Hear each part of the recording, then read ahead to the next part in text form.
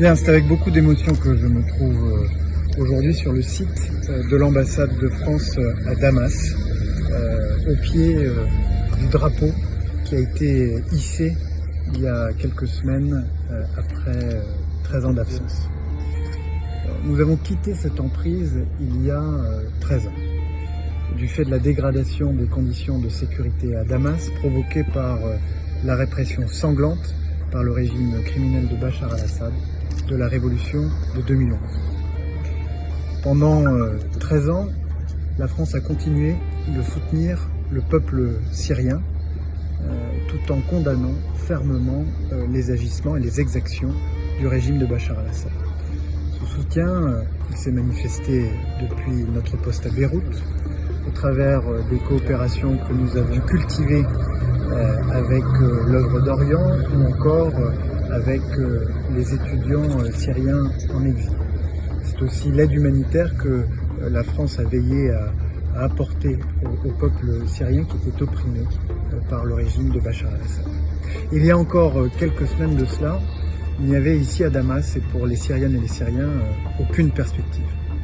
Un peuple martyrisé, torturé, déplacé, exilé, un pays disloqué, un état de guerre permanent et une répression sanglante du régime tortionnaire qui était alors en place.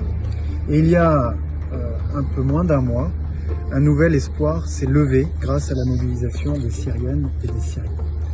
L'espoir d'une Syrie souveraine, stable et apaisée, l'espoir que les aspirations des Syriennes et des Syriens puissent se concrétiser.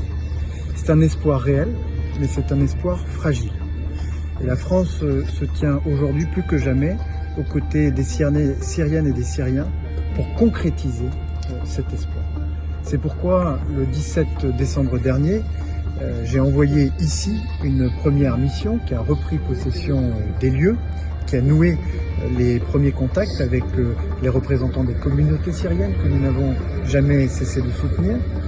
Et c'est pourquoi je suis venu aujourd'hui pour visiter le site de cette ambassade, pour rencontrer les agents de l'IFPO, l'Institut français du Proche-Orient, qui ont veillé à entretenir ces lieux qui nous serviront pour l'avenir à poursuivre notre action en soutien du peuple syrien. Et c'est pourquoi, dans les semaines qui viennent, en fonction de l'évolution des conditions de sécurité, nous allons préparer progressivement les modalités de rétablissement de la présence française ici à Damas. Je vous remercie. Merci.